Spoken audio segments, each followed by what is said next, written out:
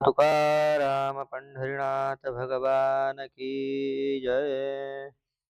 अस्ति भाति प्रिय सिंधु में नाम रूप जंजाल, लखित आत्म स्वरूप निज होय तत्काल निहाल। तर आपण श्रोत आपण याआधी श्रोत्रज प्रमेयचं निरूपण पाहिलं. श्रोत्रज प्रमा कशा प्रकारे होते है ना. श्रोत्रज प्रमारूप प्रत्यक्ष ज्ञान कसं होतं याचा विचार आपण पाहिला. आज आपण प्रत्यक्ष प्रमा के भेद त्वाच प्रमा का निरूपण. प्रत्यक्ष प्रमेमध्ये अनेक प्रकार आहेत ना, त्यापैकी आज त्वाच प्रमेयचं निरूपण पाहणार आहोत. त्वाच प्रमा कशी होते याचा विचार पाहणार आहोत. चला. त्वगिंद्रियते स्पर्श के ज्ञान होवे है तथा स्पर्श के आश्रय का ज्ञान होवे है. त्वग इंद्रियाने स्पर्शाचं अनेक स्पर्शांचं ज्ञान होतं. थंड स्पर्श, गरम स्पर्श, कठीण स्पर्श, मऊ स्पर्श. तसंच हा स्पर्श कोणाचा आहे त्या स्पर्शाच्या आश्रयाचं ज्ञान सुद्धा होतं. कोणत्या इंद्रियानं? त्वक इंद्रियानं. और स्पर्श के आश्रित जो स्पर्शत्व जाति ताका और स्पर्शाभाव का त्वग इंद्रिय ते प्रत्यक्ष होवे है. तसंच स्पर्श के आश्रित म्हणजे स्पर्शाच्या आश्रित जी स्पर्शत्व जाती त्या स्पर्शत्व जातीचं ज्ञान होतं. तसंच इथं कोणताही स्पर्श नाही अशा स्पर्शाभावाचं सुद्धा ज्ञान त्वगेंद्रियाने होतं. अर्थात त्वगेंद्रियाने स्पर्शाभावाचं प्रत्यक्ष होतं. तसेच स्पर्शाचा जो आश्रय आहे ना, स्पर्शाच्या आश्रित जी स्पर्शत्व जाती त्या जातीचं सुद्धा ज्ञान होतं. काय आहे ते? ज्या इंद्रिय ते जिस पदार्थ का ज्ञान होवे ता पदार्थ के अभाव का और ता पदार्थ की जाति का किस इंद्रिय ते ज्ञान होवे है. हा नियम पक्का लक्षात ठेवायचा. कसा नियम आहे? ज्या इंद्रियाने ज्या पदार्थाचं ज्ञान होतं त्याच इंद्रियाने त्या पदार्थाच्या अभावाचं तसेच त्या पदार्थाच्या जातीचं ज्ञान होतं.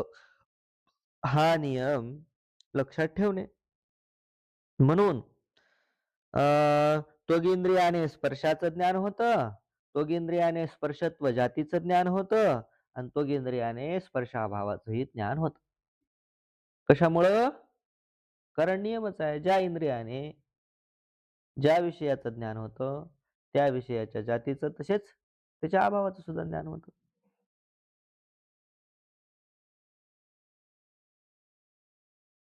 पृथ्वी जल तेज इन द्रव्य नका त्वंग इंद्रिय ते प्रत्यक्ष ज्ञान होवे है.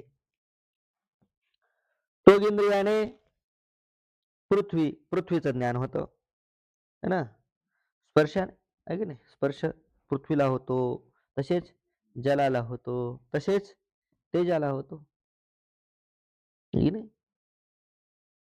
त्वग इंद्रियाने पृथ्वी जल तेज या द्रव्यांचं ज्ञान प्रत्यक्ष ज्ञान होतं.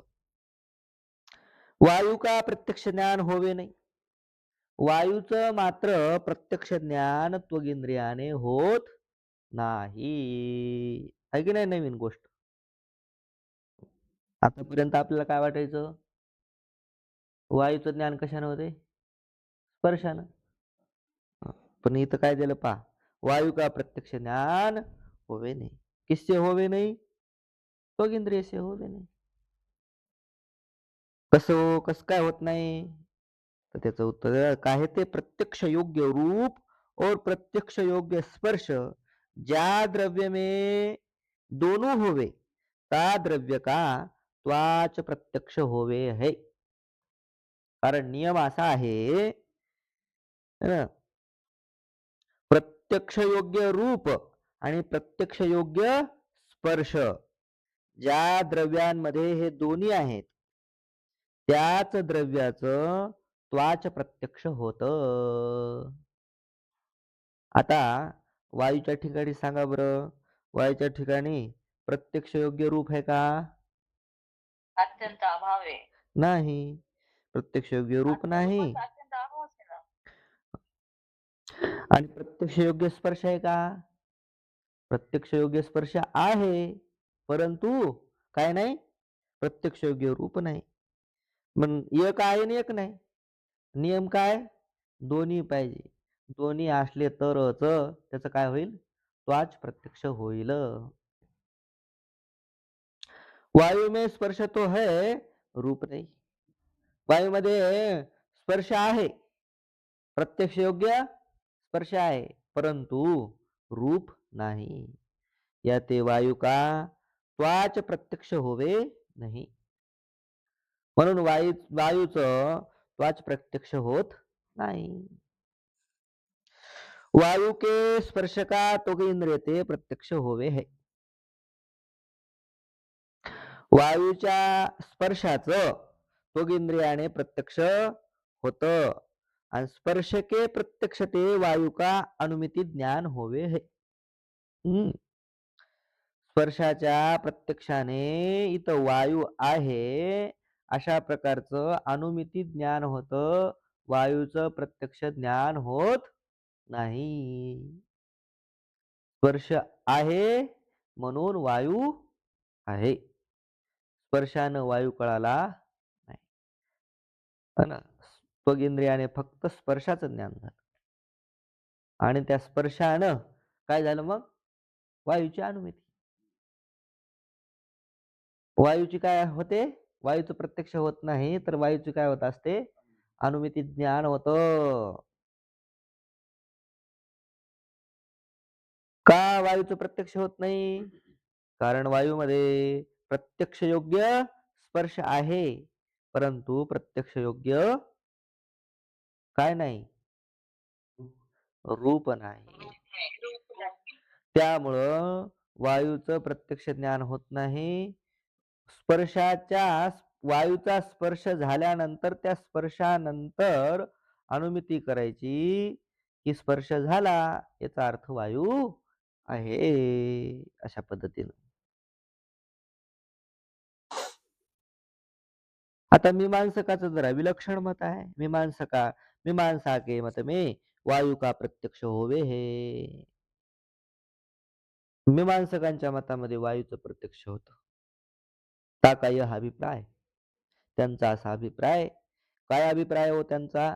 तर प्रत्यक्ष योग्य स्पर्श ज्या द्रव्य में होवे ता द्रव्य का त्वाच प्रत्यक्ष होवे. प्रत्यक्ष योग्य नुसता स्पर्श जरी असला तरी त्या द्रव्याचं त्वाच प्रत्यक्ष होऊ शकतं. त्वाच प्रत्यक्ष होतं. त्वग इंद्रियजन्य द्रव्य के प्रत्यक्ष में रूप की अपेक्षा नहीं, केवल स्पर्श की अपेक्षा है. त्वग इंद्रियजन्य जे द्रव्य आहेत, त्वग इंद्रियजन्य द्रव्याच्या प्रत्यक्षामध्ये रूपाची अपेक्षा नाही, तर केवळ स्पर्शाची अपेक्षा आहे. त्वगिंद्रियजन्य द्रव्याचं जे ज्ञान आहे, त्वगिंद्रियजन्य द्रव्याच्या ज्ञानाकरिता रूपाची आवश्यकता नाही. फक्त कशाची आवश्यकता आहे? स्पर्शाची. आणि तो स्पर्श तर आहे वायूच्या ठिकाणी, रूप जरी नसलं तरी. जैसे द्रव्य के चाक्षुष प्रत्यक्ष में, आता ते युक्ती देतात कशा पद्धतीनं पहा. जसं द्रव्य के चाक्षुष प्रत्यक्ष में उद्भूत स्पर्श की अपेक्षा है. इथं काय करा, उद्भूत स्पर्श की जगह उद्भूत रूप की अपेक्षा है असं करा. स्पर्श खोडायचं आणि त्याच्या खाली किंवा वरी रूप की असं लिहायचं. 11 पान नंबरवर 1, 2, 3, 4, 5, 6, 7वी ओळी आणि 7व्या ओळीमध्ये पहा, जैसे द्रव्य के चाक्षुष प्रत्यक्ष में उद्भूत स्पर्श की च्या जाग्यावर उद्भूत रूप की. तर उद्भूत शब्द अगोदरच आहे. फक्त स्पर्श कट करून स्पर्श की कट करून रूप की असं करायचं.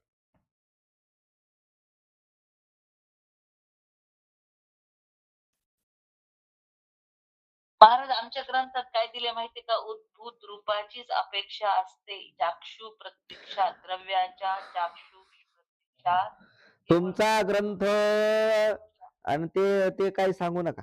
तुमच्याकडे हिंदी ग्रंथ आहे का? तिचं पीडीएफ आहे ना. मग हिंदीच्या पीडीएफ मध्ये ते कट करा ते. त्याची ते काय ते कसं करायचं ते करा. हो. आणि मग मराठी समोर का ठेवला हिंदीची पीडीएफ असताना? पण सोपं जाते ना. साखरे महाराजांचं ठेवते मी, दूध महाराजांचं ठेवते आणि पीडीएफ ठेवते. अहो, जो ग्रंथ शिकवत आहोत, त्या ग्रंथाकडे पाहायचं. 2-4 ग्रंथ पाहिल्यानंतर किती ते विक्षेप आहे की नाही विनाकारण. मग शिकवण्याचं काय?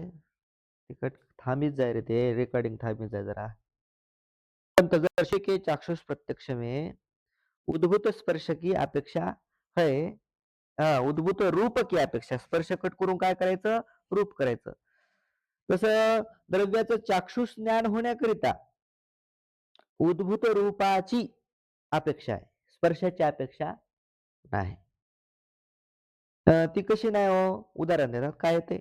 जो द्रव्य के चाक्षुष प्रत्यक्ष में उद्भूत स्पर्श की अपेक्षा होवे, तर इथं सुद्धा काय करायचं खाली रूप की ऐवजी स्पर्श की करायचं. 8व्या ओळीमध्ये जो द्रव्य के चाक्षुष प्रत्यक्ष में उद्भूत रूप की हे कट करायचं आणि स्पर्श की अपेक्षा होवे तो दीप की तथा चंद्र की प्रभा में उद्भूत स्पर्श है नहीं, ताका चाक्षुष प्रत्यक्ष नहीं होवेगा.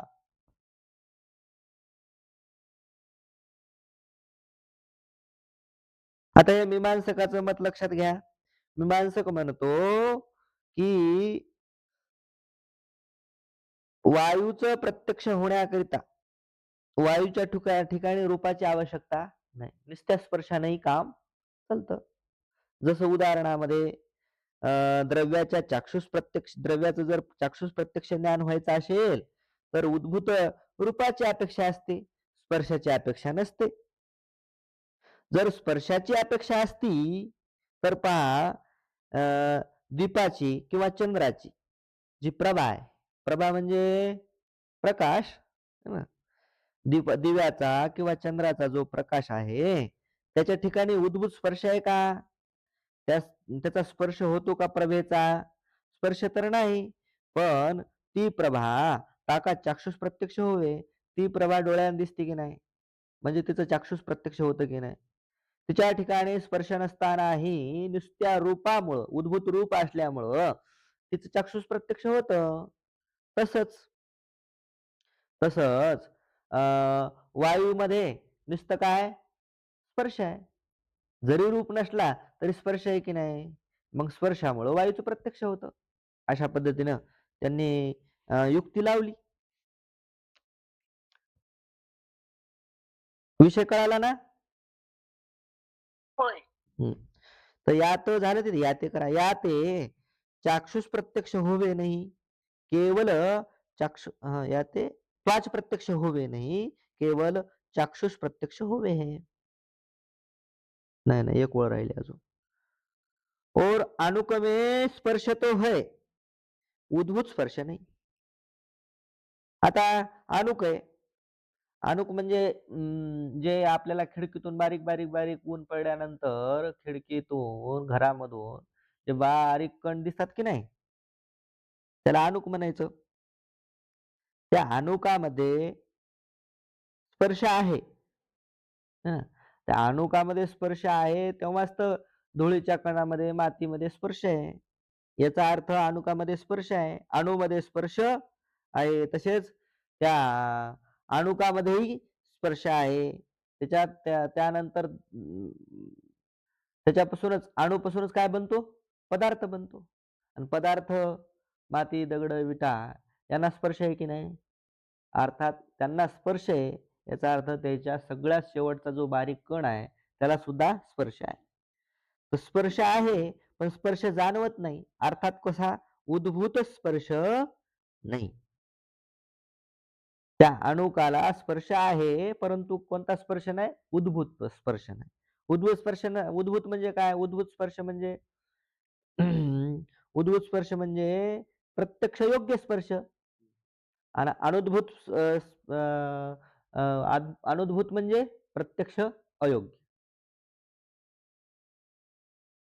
पहा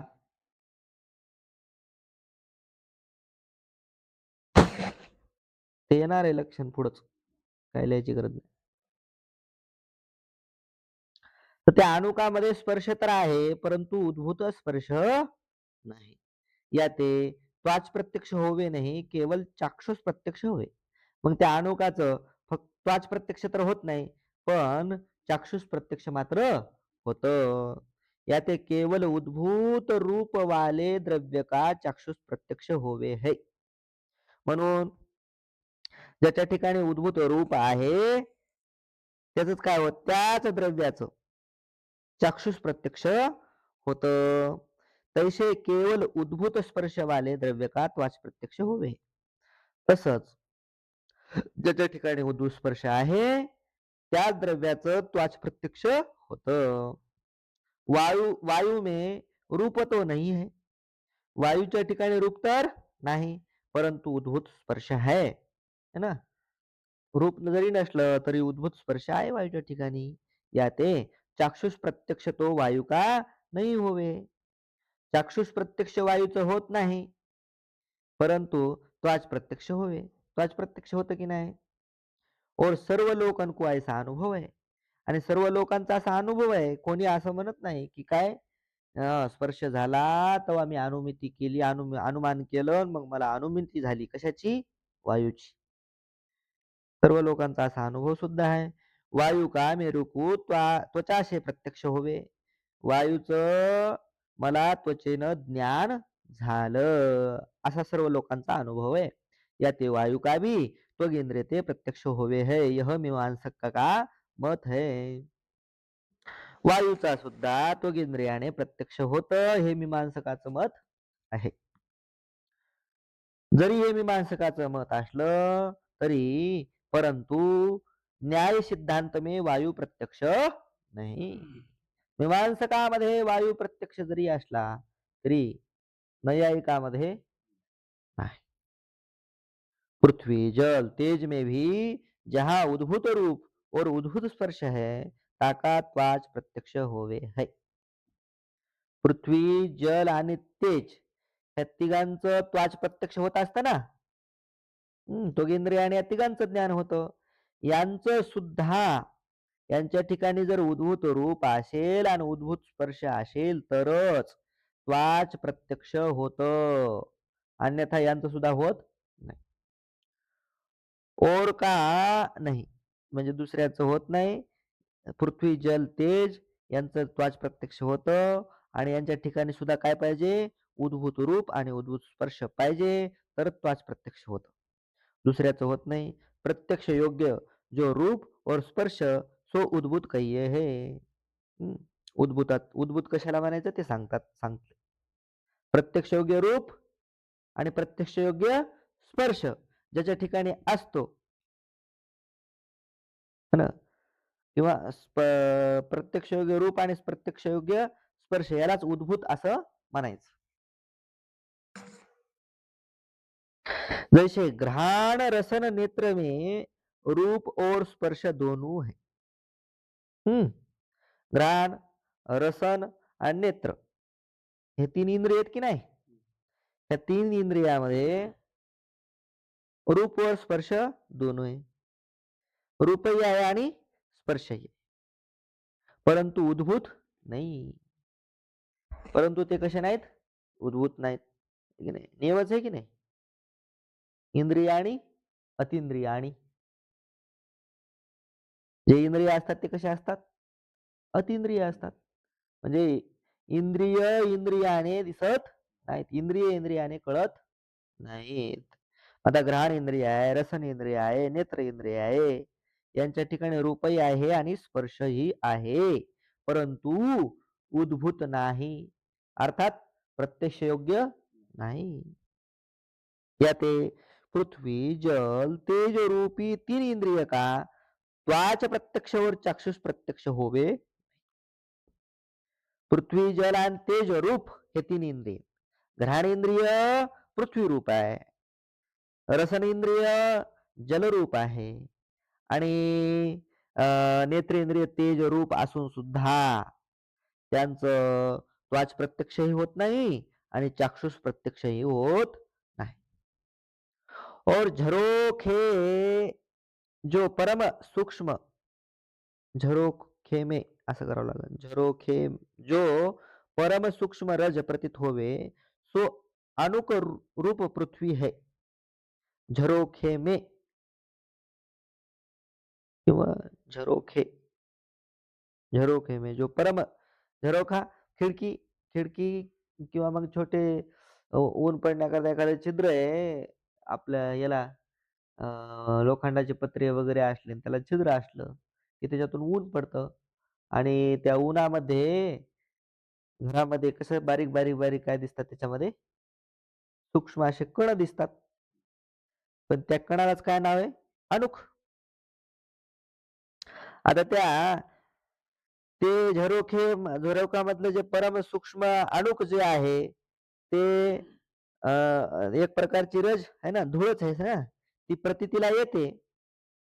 पण ती उद्भूत रूपावाली आहे. तामे उद्भूत रूप है. या ते अणुक का चाक्षुष प्रत्यक्ष तो होवे है. त्या अणुकाचं चाक्षुष प्रत्यक्ष होतं. उद्भूत स्पर्श के अभाव ते त्वाच प्रत्यक्ष होवे नाही.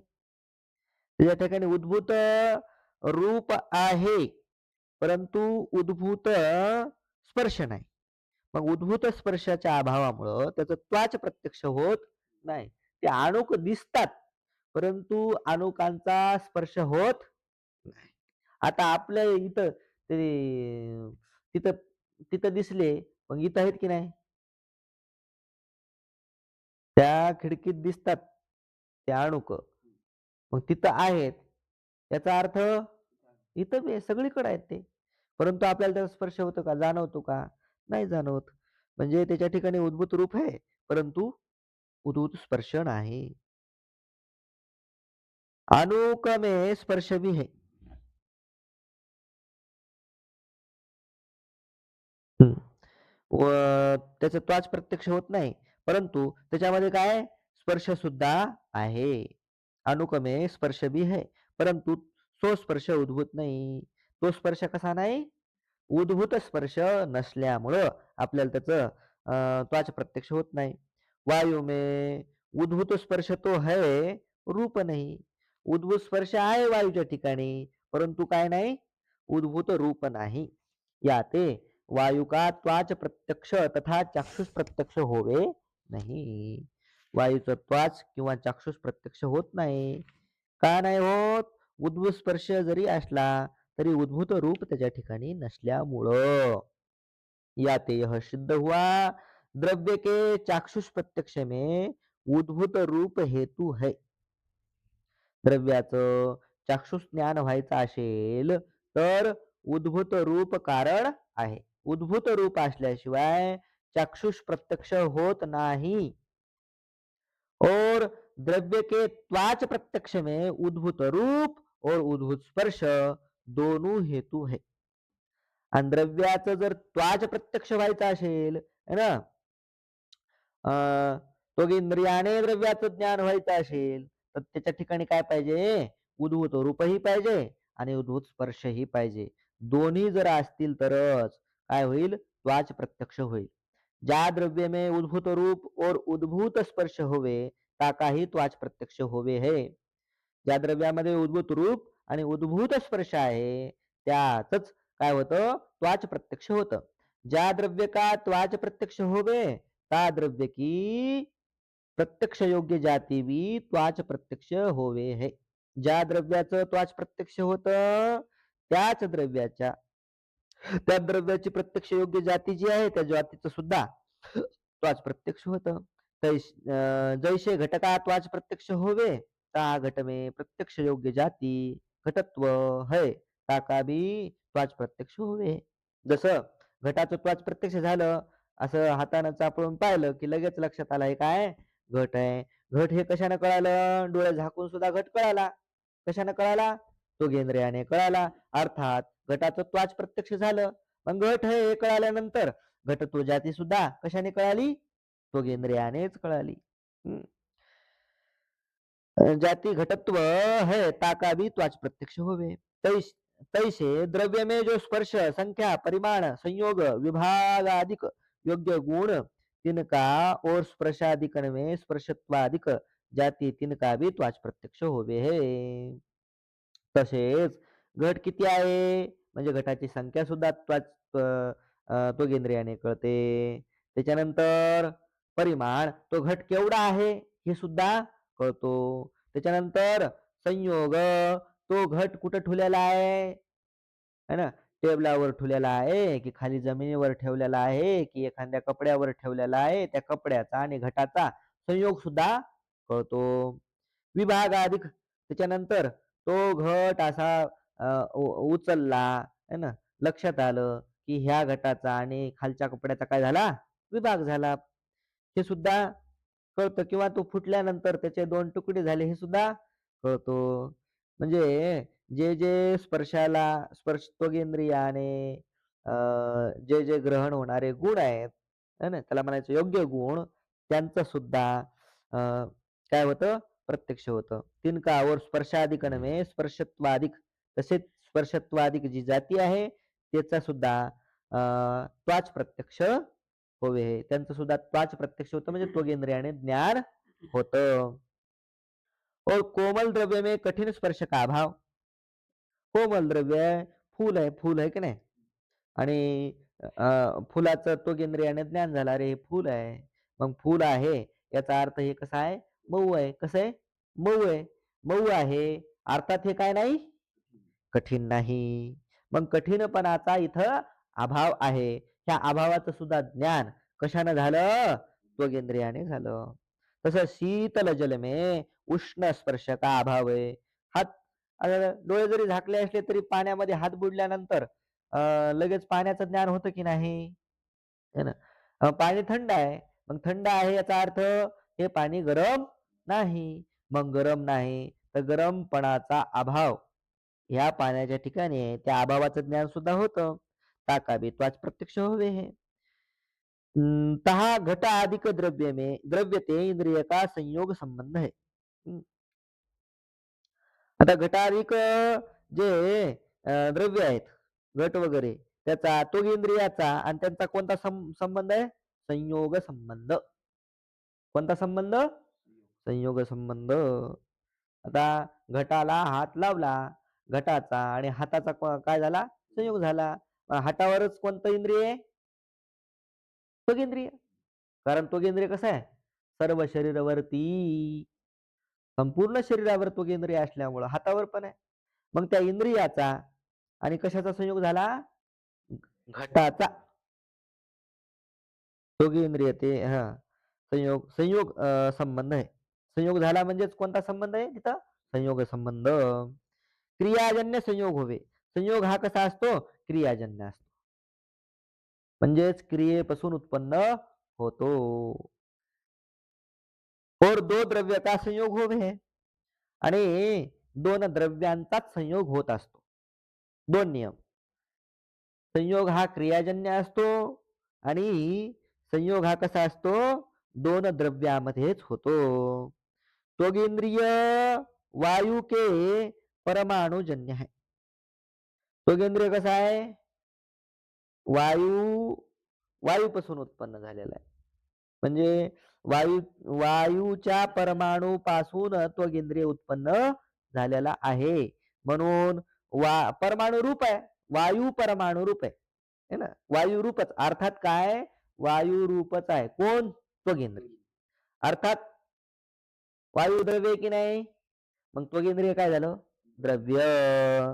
म्हणजे त्वगिंद्रिय बी द्रव्य. या ते वायुरूप द्रव्य. म्हणून त्वगिंद्रिय कसं आहे? वायुरूप द्रव्य आहे. आणि घट बी पृथ्वीरूप द्रव्य आहे. आणि घट सुद्धा कसा आहे? पृथ्वी रूप आहे. घट म्हणजेच काय? एक प्रकारची पृथ्वी आहे. अर्थात दोन द्रव्य झाले की नाही? एक वायू द्रव्य आणि दुसरा पृथ्वी द्रव्य. कहू तो त्वगिंद्रिय का गोलक जो शरीर ताकी क्रिया ते त्वक घटका संयोग होवे हे. कधी कधी काय होतं? त्वगिंद्रियाचं गोलक कोण? शरीर. त्वगिंद्रिय कुठं राहतं? शरीरावर राहतं. सर्व शरीरावरती. गोलक म्हणजे राहण्याचं ठिकाण. तर सर्व शरीरावरती त्वगिंद्रिय असल्यामुळं कधी शरीरामध्ये क्रिया होऊन शरीर ताकी क्रिया ते म्हणजे शरीरामध्ये क्रिया होऊन त्वक घटका संयोग होवे. त्वक इंद्रियाचा आणि घटाचा संयोग होतो. कोणामध्ये क्रिया होऊन? शरीरामध्ये. उठला आणि उठून कुठे गेला? असा चलत चलत चलत चलत गेला. डोळे झाकलेले होते किंवा आंधळा होता आणि चलत गेला आणि एक घट त्याच्या पायाला लागला. घट पायाला लागला लक्षात आलं. पुन्हा पायाला लागल्यानंतर नाही कळालं. मग त्यानं हात लावला त्या घटाला. मग घटाला हात लावल्यानंतर काय झालं? घट आहे हे कळालं. म्हणजे इथं कोणामध्ये क्रिया झाली? शरीरामध्ये क्रिया झाली. कधी शरीरामध्ये क्रिया होऊन संयोग होतो? घट का संयोग होवे. और कहू घटकी क्रिया ते कहू घटकी क्रिया ते तो घट का संयोग होवे. कधी कधी घटामध्येच क्रिया झाली. आता घटामध्ये क्रिया तर कशी होईल बा? एखाद्याला काय भांडणं-गिंडणं झाले आणि घटच फेकून आणला. कशामध्ये क्रिया झाली मग? घटामध्ये क्रिया झाली. घट म्हणजे घट म्हणजे काय मातीचा घट असावा असं थोडंच आहे. घट स्टीलचा असू शकतो, घट लोखंडाचा असू शकतो आणि घट तांब्याचाही असू शकतो.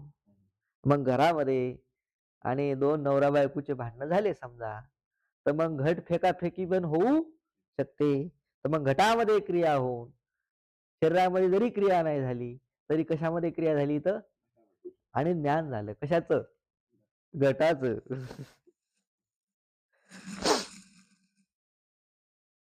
कहू दोनों में क्रिया ते संयोग होय. आणि हे इकडून पळाला आणि तिकडून घट सुद्धा आला. है ना? आणि चांगले असे जंगी भांडणं लागले होते. मग हा इकडून पळाला आणि तिकडून घट आला. आणि कधी कधी काय होते मग दोघांमध्ये क्रिया झाली. आणि दोघांमध्ये क्रिया होऊन त्या दोघांचा झाला संयोग. आणि संयोगामुळे काय झालं? ज्ञान. कहू दोनों में क्रिया ते संयोग होवे. नेत्र में तो गोलकने छोड़ी के केवल इंद्रिय में क्रिया हुए है और त्वग इंद्रिय में गोलकन गोलकते इथं काय करा गोलकन्ने झालं तिथं गोलकते छोडी के असं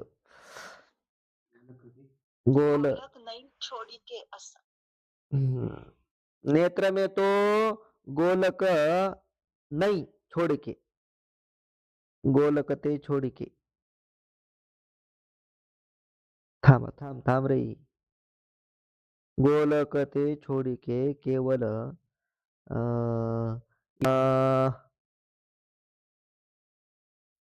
गोलकते गोलकने छोड़ के गोलक छोड़ के स्वतंत्र में क्रिया कधी बी होवे नाही. हे दोन्ही नयची काय आवश्यकता नाही. दोन्ही नय जर न वाचता जर आपण अर्थ केला तर व्यवस्थित लागतो. पहा त्वग इंद्रियामध्ये मात्र गोलक सोडून स्वतंत्र क्रिया कधीच होत नाही. क्रिया गोलकासहितच होणार. म्हणजे शरीरासहितच क्रिया होणार जेव्हा त्वग इंद्रियाने ज्ञान व्हायचं असेल तर. आणि नेत्रेंद्रियांना ज्ञान व्हायचं असेल तर गोलक मात्र जाग्यावरच राहतं. आणि इंद्रिय तिथपर्यंत जात. नेत्रेंद्रिय.